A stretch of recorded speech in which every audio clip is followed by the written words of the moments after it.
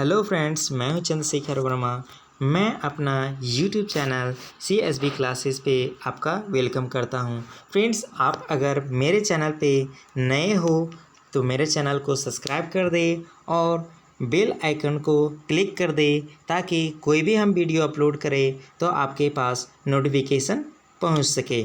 चलिए फ्रेंड्स, आज हम लोग चर्चा करने वाले हैं प्रमुख वैज्ञानिक एवं उनके खोज के बारे में। सबसे पहले हम लोग बात करते हैं हेनरी बेकरल के बारे में। हेनरी बेकरल यह एक फ्रांसीसी वैज्ञानिक थे। इन्होंने रेडियो एक्टिविटी तथा गामा किरणों का खोज किए थे। किसका खोज किए थे फ्रेंड्स? रेडियो एक्टिविटी तथा गामा किरणों का खोज किसने किए थे? तो हेनरी बेकरल ने खोज किए थे। नेक्स्ट हम लोग चलते हैं नील बोहर। नील बोहर के बारे में जानते हैं। यह एक डेनमार्क के वैज्ञानिक थे जिन्होंने परमाणु संरचना मॉडल प्रतिपादित किया था और 1922 ईस्वी में नोबेल पुरस्कार मिला था। 1922 ईस्वी में नोबेल पुरस्कार मिला था। किसको फ्रेंड्स? नील बोहर को। नील बोहर को मिला था 1922 ईस्वी में नोबेल पुरस्कार। नेक्स्ट हम लोग चलते हैं हेनरी कैवेंडिश के बारे में। हेनरी कैवेंडिश यह एक ब्रिटिश वैज्ञानिक थे जिन्होंने हाइड्रोजन तत्व का खोज किया था। जिन्होंने किसका खोज किया था फ्रेंड्स? हाइड्रोजन तत्व का खोज किसने किए थे? तो हेनरी कैवेंडिश ने खोज किए थे। नेक्स्ट हम लोग चलते हैं एडवर्ड जेनर के बारे में। एडवर्ड जेनर यह एक इंग्लिश डॉक्टर थे जिन्होंने चेचक के टीके का खोज किया था। फ्रेंड्स, चेचक का टीका का खोज किसने किया था? तो एडवर्ड जेनर ने किए थे। नेक्स्ट हम लोग चलते हैं जेम्स चैडविक के बारे में। जेम्स चैडविक के बारे में बात करते हैं तो यह एक ब्रिटिश वैज्ञानिक थे जिन्होंने 1932 ईस्वी में परमाणु की रचना में विद्युत आवेश रहित परमाणु कण न्यूट्रॉन की खोज किए थे। किसका खोज किए थे फ्रेंड्स? न्यूट्रॉन का खोज किए थे जेम्स चैडविक ने। नेक्स्ट हम लोग चलते हैं कोपरनिकस के बारे में। कोपरनिकस ये पोलैंड के वैज्ञानिक थे जिन्होंने सबसे पहले बताया पृथ्वी स्थिर नहीं है, सूर्य के चारों ओर घूमती है। किसने बताया था? तो कोपरनिकस ने बताया था। नेक्स्ट हम लोग चलते हैं मैडम क्यूरी के बारे में। मैडम क्यूरी ये पोलैंड के वैज्ञानिक थे, बाद में फ्रांस की नागरिकता ग्रहण कर ली थी। इन्होंने ही रेडियम की खोज किए थे। इन्हें 2 बार नोबेल पुरस्कार मिल चुका था फ्रेंड्स। फर्स्ट मिला था 1933 ईस्वी में और दूसरी बार मिला था 1911 ईस्वी में। फर्स्ट टाइम कब मिला था फ्रेंड्स? 1903 ईस्वी में और दूसरी बार मिला था 1911 ईस्वी में मैडम क्यूरी को। नेक्स्ट हम लोग चलते हैं जॉन डाल्टन के बारे में जानते हैं। जॉन डाल्टन यह एक ब्रिटिश वैज्ञानिक थे। इन्होंने परमाणु सिद्धांत का प्रतिपादन किया था तथा साथ ही साथ गणित अनुपात का नियम भी इन्होंने ही प्रतिपादित किया था। नेक्स्ट चलते हैं हम लोग फ्रेंड चार्ल्स डार्विन के बारे में। यह एक ब्रिटिश वैज्ञानिक थे। इसकी पुस्तक द ओरिजिन ऑफ स्पीसीज में विकास सिद्धांत प्रतिपादित किया गया है। प्राकृतिक वर्ण नेचुरल सिलेक्शन का नियम इनके द्वारा ही प्रतिपादित किया गया था। नेक्स्ट हम लोग चलते हैं अल्बर्ट आइंस्टीन के बारे में। अल्बर्ट आइंस्टीन यह एक यहूदी मूल के जर्मन वैज्ञानिक थे जो बाद में अमेरिका में जाकर बस गए थे। कहाँ बस गए थे फ्रेंड्स? अमेरिका में जाकर बस गए थे। इन्होंने 1933 ईस्वी में सापेक्षिकता का सिद्धांत E=mc² का प्रतिपादन किया था। इन्होंने प्रकाश वैद्युत प्रभाव की व्याख्या की जिसके लिए नोबेल पुरस्कार मिला था फ्रेंड्स। नेक्स्ट हम लोग चलते हैं अलेक्जेंडर फ्लेमिंग के बारे में। अलेक्जेंडर फ्लेमिंग यह एक ब्रिटिश वैज्ञानिक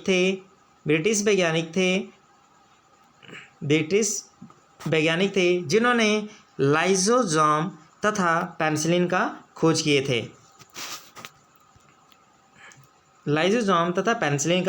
थे। यह एक बैक्टीरियोलॉजिस्ट वैज्ञानिक थे फ्रेंड्स। नेक्स्ट हम लोग चलते हैं अलेक्जेंडर फ्लेमिंग के बारे में, गैलीलियो के बारे में।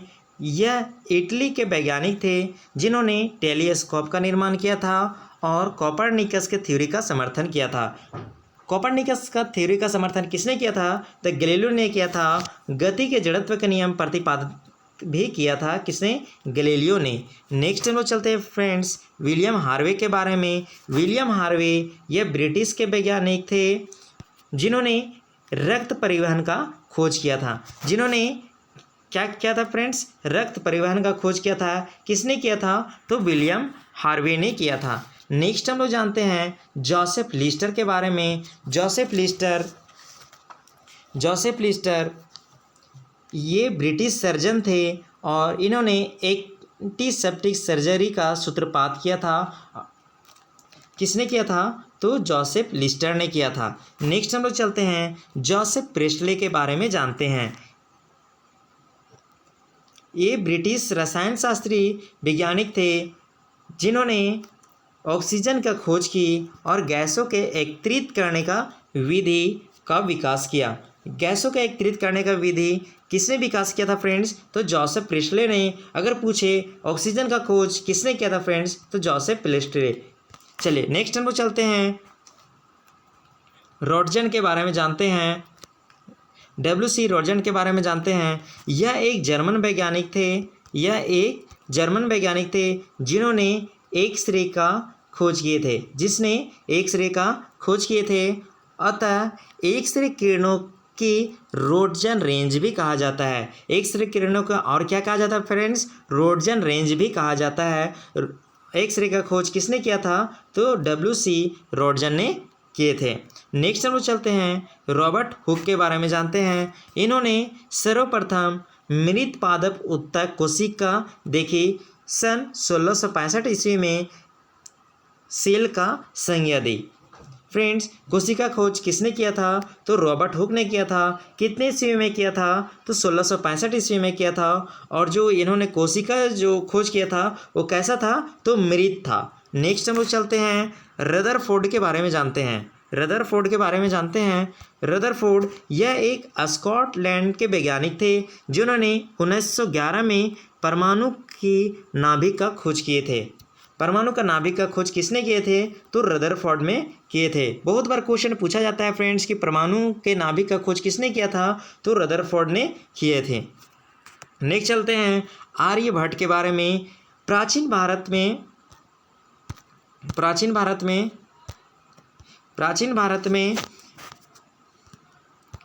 भारत में प्रसिद्ध खगोलीय गणितज्ञ थे जिसकी रचना आर्यभट्टिया कहलाती है। इन्होंने गणित खगोल में कई महत्वपूर्ण कार्य। सबसे पहले तो इन्होंने बताया कि पृथ्वी अपने अक्ष पर घूमती हुई सूर्य की परिक्रमा करती है। इन्होंने क्या बताया फ्रेंड्स? कि पृथ्वी अपने अक्ष पर घूमती हुई सूर्य की परिक्रमा करती है। नेक्स्ट हम लोग चलते हैं जगदीश चंद्र बसु के बारे में जानते हैं। जगदीश चंद्र के बसु के बारे में जानते हैं। प्रसिद्ध भौतिक वैज्ञानिक थे जिन्होंने मार्कोनी से पहले बेतार प्रणाली का समर्थन किया था। उन्होंने वनस्पति को संवेदनशीलता पर अनेक आश्चर्यजनक प्रदर्शन किए। इन्होंने बॉस इंस्टीट्यूट की स्थापना किए थे। इन्होंने कैस्कोग्राफ नामक यंत्र का भी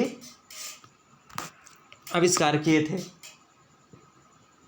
कैस्कोग्राफ को पौधे का वृद्धि को मापने के लिए हम लोग करते हैं कैस्कोग्राफ का यूज। नेक्स्ट हम लोग चलते हैं चंद्रशेखर वेक्टर रमन के बारे में जानते हैं। रमन प्रभाव के लिए उन्हें 1930 ईस्वी में भौतिकी के क्षेत्र में नोबेल पुरस्कार प्राप्त हुआ था। उनके द्वारा रमन प्रभाव 28 फरवरी को आविष्कृत हुआ था, जिन्हें महत्व को देखते हुए प्रति वर्ष 28 फरवरी को भारत में राष्ट्रीय विज्ञान दिवस मनाया जाता है। उन्हें 1954 में भारत रत्न और 1958 ईस्वी में लेनिन शांति पुरस्कार से विभूषित किया गया था। ठीक है फ्रेंड, तो हम लोग राष्ट्रीय विज्ञान दिवस मनाते हैं चंद्रशेखर वेक्टर रमन प्रभाव के लिए, जो 28 फरवरी को राष्ट्रीय विज्ञान दिवस मनाया जाता है। नेक्स्ट हम लोग जानते हैं मेघनाथ साहा के बारे में। भौतिक विश्व प्रसिद्ध विद्वान थे। मात्र 30 वर्ष के आयु में इलाहाबाद विश्वविद्यालय में प्रोफेसर पद पर नियुक्त हुए। तापीय आयनन सिद्धांत एवं थर्मोडायनेमिक्स इनके महत्वपूर्ण अनुसंधान हैं और इनके अनुपम कृति the history of Hindu science है। नेक्स्ट हम लोग चलते हैं डॉक्टर सलीम के बारे में। यह एक प्रसिद्ध प्राकृतिक वैज्ञानिक एवं पक्षी विशेषज्ञ थे। इन्हें भारत का बर्डमैन भी कहा जाता है। इन्हें 1976 ईस्वी में पद्म विभूषण तथा उन्हें 1983 ईस्वी में वन्य प्राणी संरक्षण पुरस्कार द्वारा सम्मानित भी किया गया है। नेक्स्ट हम लोग चलते हैं डॉक्टर होमी जहांगीर भाभा के बारे में।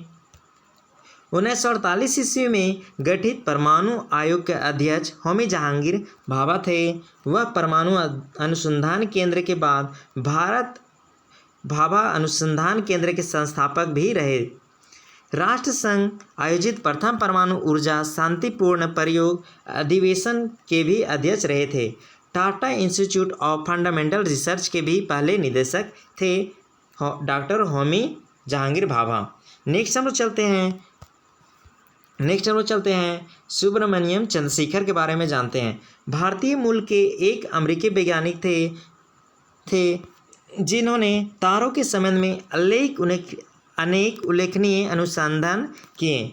1983 ईस्वी में विलियम फॉलर के साथ भौतिक नोबेल पुरस्कार संयुक्त रूप से प्रदान किया गया। सूर्य के द्रव्यमान के 1.4 गुणे के द्रव्यमान को चंद्रशेखर लिमिट कहा जाता है या चंद्रशेखर सीमा कहा जाता है।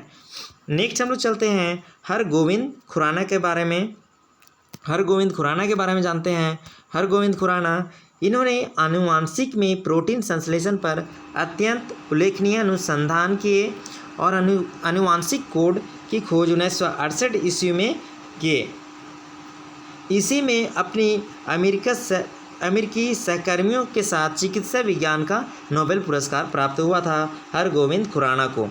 नेक्स्ट हम लोग चलते हैं सतीश धवन के बारे में। सतीश धवन भारतीय अंतरिक्ष अनुसंधान संगठन इसरो बेंगलुरु में स्थित है।